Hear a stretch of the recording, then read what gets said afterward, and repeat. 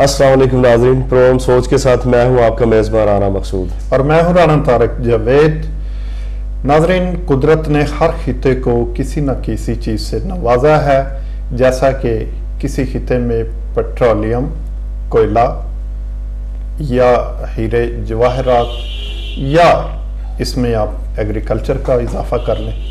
इसी तरह पाकिस्तान में अल्लाह ताला ने एग्रीकल्चर को इस तरह से प्रमोट किया है कि ये दुनिया में वाहिद मुल्क है जहाँ पे हर तरह की चीज़ उगाई जा सकती है। लेकिन अनफॉर्चुनेटली इस वक्त पाकिस्तान का किसान बदहाली का शिकार है। पाकिस्तान की 70% आबादी एग्रीकल्चर पर रिलाई करती है, लेकिन इस वक्त किसान कर्जों में डूबा हुआ है। इसी तरह से इंडिया में इंडियन फिल्म, ड्रामेज और शोज को, चैनल्स को पाकिस्तान में बैन किया गया है, मगर इससे क्या ज़र मुबादला इंडिया को नहीं जा रहा? अगर जा रहा है तो ये एक राज है। आज इसी राज से पर्दा उठाने की कोशिश करते हैं। चलते हैं मेहमानों की तरफ। हाँ, ये बात सच है कि हमारे मुल्क का 70% तबका, इसमें कोई शक नहीं कि शोबा ज़राअत के साथ मुंसलिक है, लेकिन इसके बावजूद हर साल हम गंदम, चीनी, दालें और टमाटर, अदरक वगैरह दूसरे ममालिक से इंपोर्ट करते हैं। ये हमारे लिए, हमारे हुक्मरानों के लिए और जिम्मेदार अदारों के लिए ना सिर्फ लम्हा फिक्रिया है बल्कि एक सवालिया निशान भी है। इस वक्त हमारे साथ स्टूडियो में मौजूद हैं हमारे मेहमान, हम उनसे गुफ्तगू करते हैं। हमारे पहले मेहमान हैं जनाब चौधरी मोहम्मद अनवर साहब, जो पाकिस्तान किसान इत्तेहाद के चेयरमैन हैं। इनके साथ मौजूद है जनाब सरफराज अहमद भट्टी साहब, जो सदर हैं एग्रीकल्चर इंडस्ट्री हाफसाबाद से। मैं सबसे पहले सवाल लेना चाहूँगा जनाब सरफराज अहमद भट्टी साहब से। हमें ये बताइएगा कि कॉटेज इंडस्ट्री ज़बोहाली का शिकार क्यों होती जा रही है? बिस्मिल्लाहिर्रहमानिर्रहीम। कॉटेज इंडस्ट्री की सबसे बड़ी वजह जो ज़बोहाली की है वो ये है कि कॉटेज इंडस्ट्री को तबाह करने के लिए जो मशीनरी हम इंडिया से इंपोर्ट कर रहे हैं वो इस इंडस्ट्री को की तबूत में कील ठोकने का मुतरादिफ है जी। हमें चाहिए कि कॉटेज इंडस्ट्री को प्रमोट करने के लिए हुकूमत को इसमें बिजली की जो यूनिट है उसमें कीमत में कमी की जाए, और दूसरी यानी आप चाह रहे हैं कि इंडस्ट्री के लिए बिजली पर सब्सिडी दी जाए। ओके। और दूसरा जो कॉटेज इंडस्ट्री के लिए हम रॉ मटेरियल मिलता है, ठीक है, जो भी हम मशीनरी इसमें एग्रीकल्चर से रिलेटेड बनाते हैं उसमें रॉ मटेरियल की ज़रूरत है, क्योंकि ये बहुत बड़ी इंडस्ट्री तो नहीं, लोकल सतह पर काम हो रहा है। तो इसमें हुकूमत को सब्सिडी देनी चाहिए रॉ मटेरियल पर, ताकि इससे ये रॉ मटेरियल इंपोर्ट करते हैं आप लोग? कहाँ से? नहीं, ये रॉ मटेरियल पाकिस्तान से ही लिया जाता है, ठीक है, लेकिन इसमें सब्सिडी देनी चाहिए। क्या सब्सिडी देनी चाहिए? सब्सिडी इसमें गवर्नमेंट को जिस तरह एग्रीकल्चर इंस्ट्रूमेंट पे वो देते हैं, इस तरह रॉ मटेरियल पे भी होनी चाहिए ताकि इससे जिम्मेदार को भी फायदा हो और कॉटेज इंडस्ट्री वाले जो काम कर रहे हैं उन्हें भी फायदा हो। बिल्कुल ठीक है। चौधरी मोहम्मद अनवर साहब अब चेयरमैन हैं पाकिस्तान इत्तेहाद, किसान इत्तेहाद के। ज़राअत को बेहतर करने के लिए क्या हुकूमती इक़दाम होने चाहिए आपकी नज़र में? बिस्मिल्लाहिर्रहमानिर्रहीम। सबसे पहले तो मैं शुक्रिया अदा करता हूँ, और आपने बड़ा अच्छा सवाल किया है। ज़राअत, जब तक ज़राअत में खुशहाली नहीं आएगी कभी मुल्क भी खुशहाल नहीं हो सकता जी। मुल्क की 70% आबादी ज़राअत से मुंसलिक है, कोई शक नहीं। और जब 70% आबादी के घर में भूख नाच रही हो, ये मेट्रो, ये ऑरेंज ट्रेन चलाने से मुल्क खुशहाल नहीं होता। अब आपने सवाल किया कि हुकूमत क्या कर सकती है। हमने हुकूमत से जो यूरिया की कीमत 1900 रुपए थी, किसान इत्तेहाद ने 18 मई को लाहौर में धरना देके उसकी कीमत 1300 रुपए करवाई है, और डीएपी जो 4000 रुपए की मिलती थी उसकी कीमत हमने 2500 रुपए कराई है।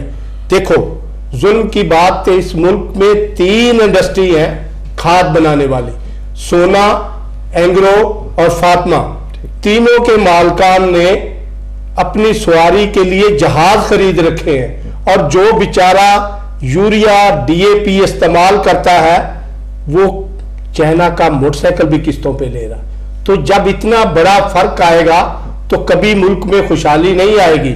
ये जो 100 अरब रुपए की पैकेज वजीर आला ने ऐलान किया ताकि किसानों में खुशहाली आए, ये बंद कमरे में बनी है पॉलिसी। और मेरी जब वजीर आला से मुलाकात करवाई गई, मैंने वजीर आला साहब से भी ये कहा था कि ये एसी कमरे में पॉलिसी बनी है, जब बाहर आएगी ये नाकाम हो जाएगी। तो मुझसे पूरी कैबिनेट में पूछा गया कि ये कैसे नाकाम होगी। देखो उस पॉलिसी में अरबों रुपए ट्रैक्टर के औजार पे सब्सिडी दी है, शर्त ये रखी है कि ये 5 एकड़ से कम मालिक को दिया जाए। 5 एकड़ के मालिक के पास ट्रैक्टर ही नहीं, वो खोता रेडी के पीछे लगा के औजार आपने इस्तेमाल करेगा। एक बात की है आपने, ये जब पॉलिसी बनी थी गवर्नमेंट की, क्या इसमें किसान की किसी किस्म की कोई भी प्रेजेंटेशन नहीं थी? ये जितनी भी मीटिंगें होती हैं किसान इत्तेहाद को, मैं हर मीटिंग का मेंबर हूं, लेकिन 8-8, 7-7 मीटिंगें होती हैं, फैसला हो जाता है।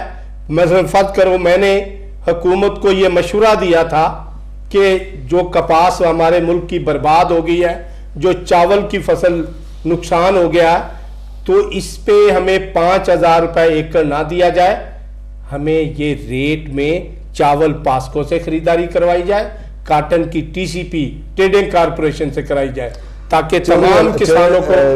चौधरी अनवर साहब ये बताइएगा कि किसान को खुशहाल करने के लिए कौन सी पॉलिसी अडॉप्ट करनी चाहिए गवर्नमेंट को? पूरी दुनिया में ये निजाम राज है कि जो भी एग्रीकल्चर की, आपने अभी फरमाया कि गंदम इंपोर्ट करते हैं, गंदम तो हमारी कोई खरीदता ही नहीं, हमें बारदाना ही नहीं मिला। इतनी वाफर गंदम है पाकिस्तान के पास कि खरीदार कोई नहीं है, हुकूमत की जिम्मेदारी है वो खरीदे गंदम। तो फिर ये इंपोर्ट किस लिए करते हैं? इंपोर्ट जो करता है ये वो अदरक, टमाटर और ये लहसुन, इस तरह की चीजें जो मंगवाते हैं, ये हमारी नेग्लिजेंसी नहीं है? हमने ये किसान इसमें खामोश क्यों बैठा है? चौधरी साहब ये बताइए। यहाँ पाकिस्तान में ये क्योंकि ये देखिए ना, पूरे पाकिस्तान किसान इत्तेहाद के आप चेयरमैन हैं, तो आप इसके ऊपर कहाँ आपने कौन से फोरम पे आवाज बुलंद की और आपकी नहीं सुनी गई, ताकि आवाम को इस बात का पता चले? ये मुझे बात करने दो, मैं आपको बताता हूँ। कोई ऐसा फोरम नहीं, ये पाकिस्तान की ज़रायत के साथ दुश्मनी है कि भारत से, इंडिया से टमाटर मंगाए जाए। क्या पाकिस्तान में टमाटर पैदा नहीं होते? मैंने हुकूमत से ये मुतालबा किया हर फोरम पे, वजीर आला से, वजीर आजम से, कि 15 रुपए किलो टमाटर का हमसे मुआहदा करो, हम पूरे मुल्क को 15 रुपए किलो देते हैं, गारंटी दो कि 15 रुपए किलो खरीदोगे। आपने 100 रुपए किलो इंडिया से खरीदा। ये पाकिस्तान के काश्तकार को मारने के मुतरादिफ है, ताकि वो इस काबिल ही ना हो। इंडिया का बनिया इतना होशियार है कि वो उसकी मुल्क की हुकूमत उसको ट्रक फ्री देती है किराया बाजार तक। ये एक अजीब बात आपने की है, जबकि यहाँ पे आपने फरमाया कि 15 रुपए के हिसाब से ये पूरे पाकिस्तान में आज तक आपने कभी इंडिया से टमाटर मंगवाया? तो टमाटर 5 रुपए किलो मार्केट से आप खरीदते रहे हो। जब इंडिया से मंगवाया, इधर की इंडस्ट्री को तबाह कर दिया गया। तो चौधरी साहब, टमाटर तो 15 रुपए कभी मार्केट में सेल नहीं, बल्कि 40 से ऊपर रहा है, 40, 50, 60, 100 रुपए किलो तक तो मार्केट में ये सेल हुआ है। अप्रोक्सीमेटली 80 रुपए तक तो अमूमन ये सेल होता है। क्या ये इंपोर्ट की वजह तो से? ये क्यों, मतलब इतनी प्राइस है उसकी, चेक एंड बैलेंस क्यों नहीं है इसके ऊपर? ये आपने बहुत अच्छा सवाल किया। मैं आपको मिसाल देता हूं कि वजीर आजम ने पिछले साल ये ऐलान किया कि मैंने 5 रुपए किलो आलू का रेट कर दिया है। क्या किसी मेरे गाहक को, पाकिस्तानी को 5 रुपए किलो आलू मिला? मेरे काश्तकार से 4 रुपए किलो मंडी में आलू लिया गया। आप कहते हो कि 15 रुपए टमाटर नहीं मिलता, 10 रुपए किलो टमाटर इस साल खरीदा गया जिमीदार से। कौन हमारा कमाई खा रहा है? ये जो चावल आपको मिल रहा है ये हमसे 40 से 45 रुपए सुपर कर्नल बासमती खरीदा जा रहा है। और आपको मैंने वजीर आला से यही सवाल किया था कि वजीर आला साहब आपने बड़े बड़े करोड़ों के इश्तिहार दिए हैं, उसमें यह लिखा है कि हमने 150 से 130 रुपए किलो चावल कर दिया, जबकि हमसे 40 से 45 रुपए किलो चावल खरीदा जा रहा। बताओ ये 80-85 रुपए हमारे कौन खा रहा है? चलो हमें तो लूट लिया, इस पब्लिक को तो सस्ता दो चावल, ये तो 50-60 रुपए इनको तो दो। तो वजीर आला ने सेक्रेटरी फूड और वजीर फूड से पूछा कि ये चौरी अनवर क्या कर रहा है? वो कहते जी कह तो सही रहा। तो फिर आज हमने रेट कम कराया, ये किसान इत्तेहाद ने कम कराया।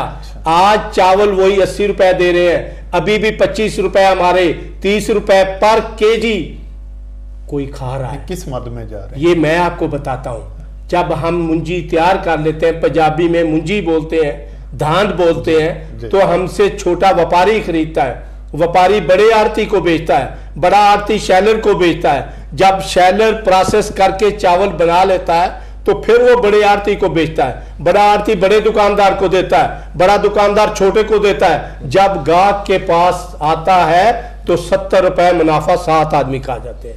लेकिन जो सब ये तो फिर वही बात हुई ना कि बड़ी मछली छोटी मछली को खा जाती है। लेकिन ये जो हमारे मुल्क के अंदर ये जो आम किसान है, जो काश्तकार, जो जिम्मेदार है, जो बेचारा पिसता है, जो इतने पैसे जो उसकी जेब में होते हैं वो प्लस माइनस करके इकट्ठे करके तो फिर वो काश्त करता है, उसके बाद वो मंडियों में लेके जाता है, उसकी जहां तक रसाई होती है वहां तक वो पहुंचता है। तो बड़ी मछली छोटी मछली को इसी तरह अगर खा जाएगी तो ये हमारे मुल्क की आवाम जो 98% जो हमारी आवाम है, इसका पुरसान हाल कौन होगा? एज ए चेयरमैन आप इसके लिए क्या इकदाम? ये मीडिया वाले होंगे। चेयरमैन को मीडिया ने आपको जियो वाला, जियो टीवी, मैं फिर सच्ची बातें मीडिया वाले ने बताओ जियो वाले ने कितनी बार मुझे बुलाया? एक्सप्रेस ने दो बार बुलाया। क्या शेख रशीद को रोज जुगते सुनते हैं? उसको हर चैनल बुलाता है। आप 100 रुपए सब्जी लेते हो काश्तकार से, वही सब्जी मंडी में 10 रुपए किलो। जाओ मंडी में पूछो, आज मूली का रेट 10 रुपए किलो है, शलगम का रेट 10 रुपए किलो है। क्या किसी गाहक को इस रेट पे मिल रहा है? बिल्कुल नहीं। तो हमें टीवी पे लाओ, ये मीडिया जिम्मेदार है। देखिए चेयरमैन अकेला बताना चाह रहा हूं, चेयरमैन ने पाकिस्तान किसान इत्तेहाद की बुनियाद रख के जो सब ये देखे, मीडिया ने ही आपको टाइम दिया, मीडिया ने ही आपको बुलाया ये अवाम के मसाइल अवाम को बताने के लिए और इसका हल तलाश करने के लिए। आज हमारा जो प्रोग्राम, जो हमारा मौजू है वो ज़राअत और ज़री इंडस्ट्री इसलिए हमने रखा, इसलिए आपको दावत दी। ठीक है जी, और इंशाल्लाह भी आपको पहली बार बुलाया 70% जो हमारा 4 साल में सुनो तो सही हमारी सुनने के लिए बुलाया। मिडल मैन लूट रहा है, हमें फड़िया लूट रहा है, हमें आड़ती लूट रहा है, हमें किसने नहीं लूटा? अभी काटन की बात कर रहे हो, 3 साल से काटन की फसल तबाह हो रही है। पिछली दफा 4 अरब रुपए की इन्होंने 400 अरब रुपए की रुई मंगवाई है। इस दफा फिर काटन खराब हो गई है। जब पेस्टिसाइड का इस्तेमाल करते हैं, इतने महकमे हैं, मैंने गवर्नमेंट को कहा कि चलो एक की कंपनी की दवाई खराब, दूसरी की खराब, और इनसे व्हाइट फ्लाई की कोई सही दवाई तो मंगवा लो। किसी ने 10 स्प्रे किए, किसी ने 9 स्प्रे किए, व्हाइट फ्लाई जिंदा, कपास मर गई। तो सब आते हैं आपकी तरफ। सरफराज भट्टी साहब, ये कॉटेज इंडस्ट्री पाकिस्तान में दम तोड़ते हुए नजर आ रही है, वाई, क्यों? इसकी वजह राना साहब पहले भी मैंने अर्ज की है। इसकी दम तोड़ती वजह जो सबसे बड़ी जो वजह हमारी कॉटेज इंडस्ट्री को जो नुकसान पहुंचाया जा रहा है, हुक्मरानों की जिम्मेदारी है इस पे कि वो इतना चेक एंड बैलेंस देखें कि जो मशीनरी हमारी पाकिस्तान के अंदर अवेल है, मौजूद है, बन रही है, छोटे तबके के लोग लोकल सतह पर उसे मैन्युफैक्चरिंग कर रहे हैं, तो फिर हमें ज़रूरत क्या है उसे हमारे दुश्मन मुल्क इंडिया से मंगवा कर यहाँ पे संभल करने? क्या एग्रीकल्चर इंडस्ट्री इंडिया से आ रही है? एग्रीकल्चर इंडस्ट्री, हाँ जी, इंडिया से मशीनरी मंगवाई जा रही है। कौन सी मशीनरी आ रही है? ये straw waste straw waster machine जो है Yes. वो मंगवाई जा रही है, और इसका जो उधर नाम है स्ट्रॉ रीपर भी इसका किया जा रहा है, और एक नाम इसका जो बदल कर इस नाम से मंगवाया जा रहा है वो ग्रास कटिंग मशीन के नाम से भी इसे मंगवाया जा रहा है। नहीं, ये लेकिन और इसका भी होती- प्रोसीजर क्या है, प्रॉपर कौन सा तरीका अडॉप्ट किया जा रहा है, ये बताएं जरा। ये देखें ना जी, 193 आई जो SRO है Yes. 2013 का, इसका लॉ है, इसका custom लॉ का। है।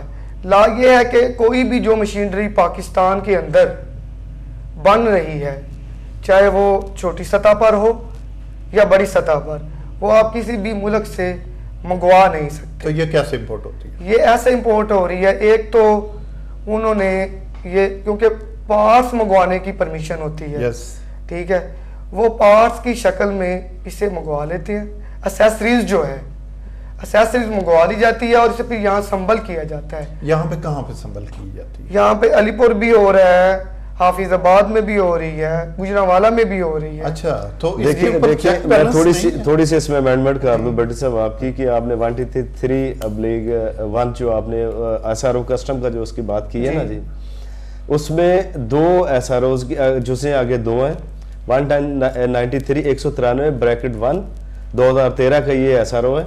इसमें जो अपेंडिक्स जो 1 है वो है जिसकी आप बात कर रहे हैं। हाँ जी, अपेंडिक्स 1 नहीं की बात। 1 नहीं, जी है जिसकी आप जी बात जी कर जी रहे हैं। जी जी, की जो बात। बैन जी में है, जो बैन है। हाँ जी। Yes. लेकिन 1 जो है उसमें परमिशन है, लेकिन उसमें इस तरह है कि जिन जिन चीज़ों की उसमें परमिशन है वो उसी के अंदर वो आती है, जिनका अलाउ नहीं है, बैन है, वो जी के अंदर आती हैं। लेकिन मैं ये सवाल कर रहा था आपसे, 193 कोड करना मुनासिब इसके लिए नहीं होगा, क्योंकि आगे उसकी डेफिनेशन जो है ना उसमें मैं आपको बनाना चाह रहा हूँ, मैं चाह रहा हूँ कि आप आपको बताएं हमारे नाजरीन को कि कहाँ पे क्या खराबी है, क्या ये लीगलाइज आ रही है कि इलीगल आ रही है, ये पूछना चाह रहे हैं आपसे। चीज ये है कि वो अगर एसेसरीज मंगवाते हैं तो वो लीगल ही है। एसेसरीज मंगवाई जाती है वो legal है? इसलिए- वो यानी legal ही उसका है। इस्तेमाल वो होके SRO sale के होगा। मुताबिक वो अच्छा। जो एसेसरीज मंगवाई जाती है, पार्ट्स जिसे कह लें आप, हाँ। ओके, वो लीगल ठीक हो है, गया, वो लीगली मंगवाई जाती है। इंपोर्ट उसकी लीगल हो वो गई, ली- assemble वो हो के sale हो SRO 2013 के मुताबिक वो लीगल है। किसी भी मशीनरी की आप एसेसरीज मंगवा सकते हैं Yes, ठीक। बाहर से। जी आगे चले। हाँ जी, लेकिन इसका ये कोई तरीकाकार नहीं है कि जो एसेसरीज आप मंगवाते हैं अच्छा, वो उसे पाकिस्तान के अंदर संभल किया जाए, यानी कि वो इंडिया के ही नाम से बाद में उसे तैयार करके नाम से उन्हें बेचा अब जाए। आपने ये एक बहुत बड़ी बात की है कि पाकिस्तान में इंडियन एसेसरीज मंगवाई जा रही हैं, हाँ जी। और पाकिस्तान में उसी एसेसरीज को असेंबल करके सेल किया जा जी। रहा है, ये इलीगल है। जो एसेसरीज की जा रही है वो इसके लिए तो illegal है। मैं ये नहीं कहूँगा कि लीगल है कि लीगल है, क्योंकि इसके लिए तो किसी जो होते हैं, जो हमारे डिपार्टमेंट पाकिस्तान के अंदर हैं, पाकिस्तान गवर्नमेंट ने बनाए हुए हैं, ये मैसेज हमारा उन तक भी जा रहा है, पाकिस्तान कस्टम तक भी जा रहा है, हमारे अंदर जितने जिम्मेदार अदारे हैं उन तक ये हमारा मैसेज पहुंच रहा राणा है। साहब, ये तो इसके ऊपर ये agriculture check and balance ministry करना चाहिए। है, वो क्या कर रही है? नहीं, देखिए ना, मिनिस्ट्री भी- एग्रीकल्चर मिनिस्ट्री जो अगर उसकी आप बात करेंगे तो उसके लिए भी ये जो है ना क्लियरेंस का जो डिपार्टमेंट है ये अलग होता है, इंपोर्ट एक्सपोर्ट का जो होता है वो एक अलग डिपार्टमेंट होते हैं। इसमें हम लोग ये कभी भी उसमें वो डिफाइन नहीं कर सकते इस बात को कि ये जो आ रही है ये यहाँ आके पार्ट्स की सूरत में आने के बाद ये मतलब असेंबल करने के बाद सेल हो सकती है कि नहीं हो सकती, क्योंकि जब वो पाकिस्तान के अंदर आ जाएगी तो उसके बाद जारी बात है वो असेंबल होगी।